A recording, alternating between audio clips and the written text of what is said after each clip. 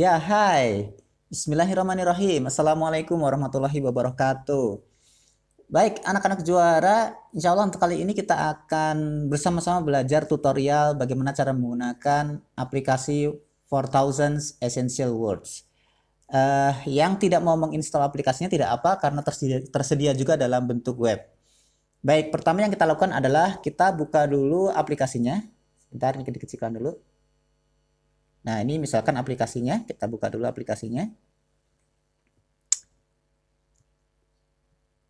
Oke, kemudian kita mulai dari yang mana? Tentu saja kalau baru mulai kita akan mulai dari unit 1 dengan judul The Lion and the Rabbit.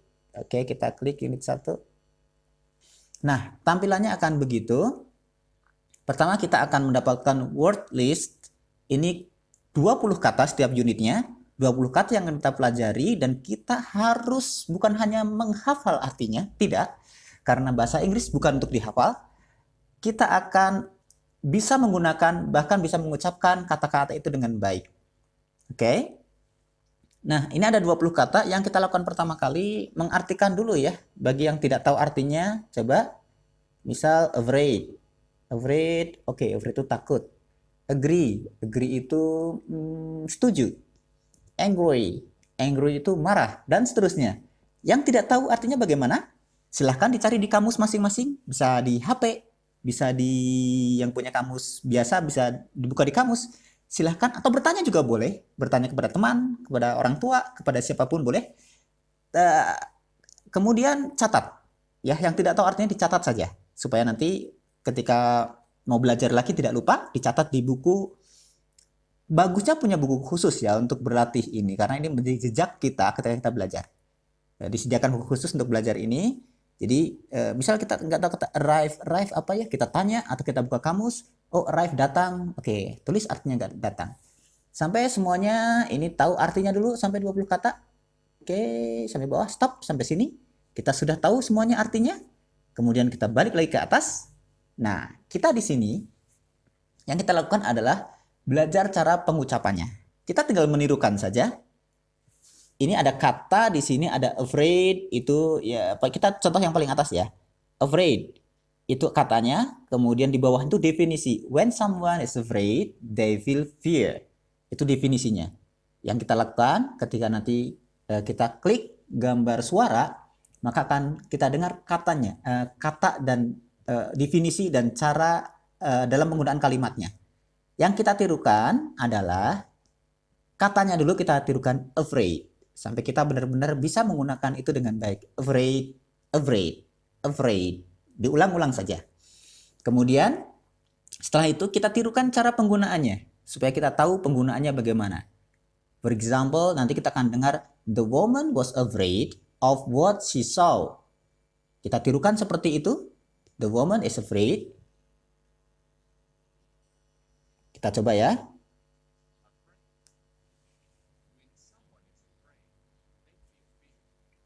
When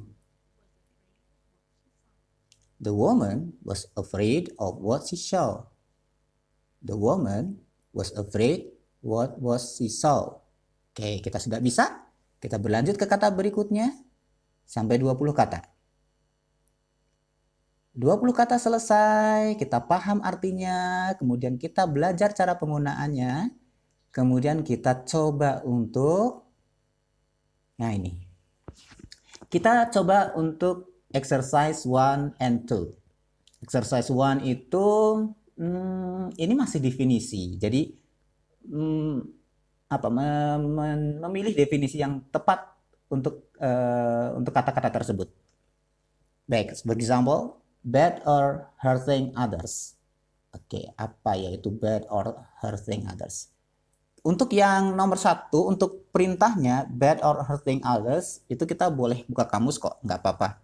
Tapi untuk pilihan yang usahakan jangan buka kamus ya, yang A, B, C, D itu jangan buka kamus. Jadi bad or hurting others, apa ya kata hurting, hurt. Kita cari kata hurt dalam kamus, kemudian ketemu, oh ini maksudnya seperti ini. Kita pilih karena kita sudah tahu kata afraid, clever, cruel, hunt.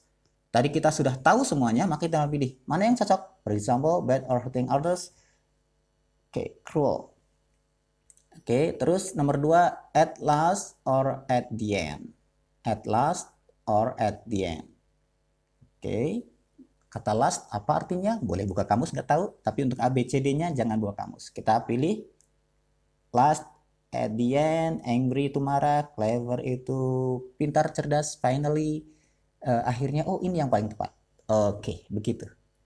Dan seterusnya sampai nomor 5. Kemudian part B, masih definisi kata angry. Mana yang paling cocok untuk angry? Ini sinonim ya. Oke. Mad. Moment. Oke. Short time. Dan seterusnya. Oke, ini pilihannya. Kalau nggak tahu di pilihan ABCD-nya juga boleh buka kamus, nggak apa-apa. Itu. Exercise 2. Exercise 2 kita sudah mulai masuk ke dalam konteks kalimat. Jadi kita bisa menggunakannya dengan konteks kalimat yang tepat. For example, a clever person can solve a puzzle easily. Benar? Tepat ya nampaknya ya. Kita coba dulu yang B. When a plane arrives, it leaves the ground and goes into the sky. Arrives itu datang, kemudian nampaknya tidak tepat ketika leaves the ground and goes into the sky. Itu ya, itu sebaliknya berarti ya. Berarti yang tepat adalah A. Oke. Dan seterusnya sampai nomor 10. Oke. Untuk satu pertemuan, untuk standar sampai situ cukup. Jadi untuk satu pertemuan LTEP, untuk sekali belajar LTEP sampai sini, tapi mau diulang-ulang juga boleh. Supaya kita betul-betul paham sampai nomor 10 cukup. Ya, sampai ini, sampai yang part exercise 2.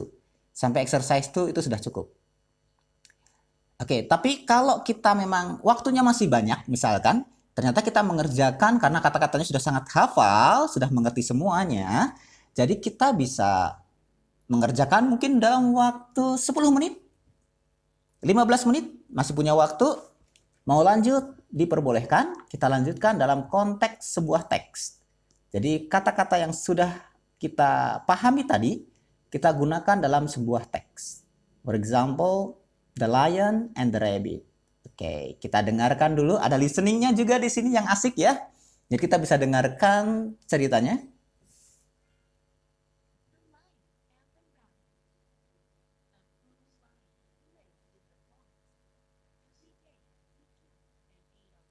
Oke, seperti itu ya. Oke, nggak bisa dimatiin. Oh, di sini. Sorry. Oke, kita baca sampai akhir kalimatnya, pahami betul teksnya. Nah, Mister minta untuk bagian ini jangan sampai di skip. Jangan sampai di skip, karena ini bagian penting dari pemahaman bahasa Inggris, yaitu reading, membaca. Ya, salah satu skill yang harus kita miliki adalah reading. Bahkan untuk pelajar, kalau kita tujuannya akademik, ini adalah salah satu skills yang harus dipunyai oleh seorang pelajar. Gitu. Nanti kita bisa membaca bahasa Inggris dengan cepat dan memahaminya dengan baik. Begitu. Oke, setelah itu kita jawab pertanyaannya. Mister tidak akan cek ya pertanyaannya, jawabannya benar atau salah, karena di sini juga sudah ada answer key. Jadi kita bisa lihat, cek sendiri di sini benar salahnya, pahami lagi gitu ya. Kalau yakin bahwa kita bisa menggunakan kata-kata ini dalam teks dengan baik dan benar, sudah yakin, boleh juga kita lanjut ke unit 2, unit 2 gitu, dan seterusnya gitu. Oke. Mister tidak ingin terburu-buru, jadi benar-benar dipahami dulu saja kata-katanya dan kemudian menggunakan dalam teks dengan baik, baru kemudian nanti lanjut ke unit berikutnya. Unit berikutnya cara mengerjakannya juga sama seperti ini. Oke, begitu untuk satu sesi LTEP kita sampai sini ya, sampai exercise 2. Itu sudah diperbolehkan, ini minimal. Kalau memang yang masih punya waktu banyak dan ingin menyelesaikan sampai unit 1, satu unit, boleh diselesaikan. Bahkan ada yang mungkin, oh satu pertemuan itu saya bisa 2 unit. Silahkan saja, karena memang untuk awal mungkin kata-katanya masih sangat mudah untuk kalian. Oke. Dan seterusnya. Sampai nanti 3 unit, kalau sudah 3 unit, kita akan ada tes. Jadi Mister silahkan sampaikan ke wali kelas, saya sudah selesai 3 unit dan ingin tes, ingin dites. Nanti dalam tes itu ketahuan kita sudah betul-betul menguasai kata-kata dalam 3 unit itu atau belum. Berarti ada 60 kata yang nanti dites sesuai dengan konteksnya. Jadi tidak dites artinya. Mister tidak tesnya seperti kemarin ya. Tesnya nanti dalam konteks kalimat gitu, ataupun dalam konteks paragraf gitu. Ada macam-macam nanti beberapa jenis tesnya. Yang jelas dalam konteks kita bisa menggunakan kata-kata ini dalam konteks bahasa Inggris. Begitu. Itu cara menggunakan aplikasi ini.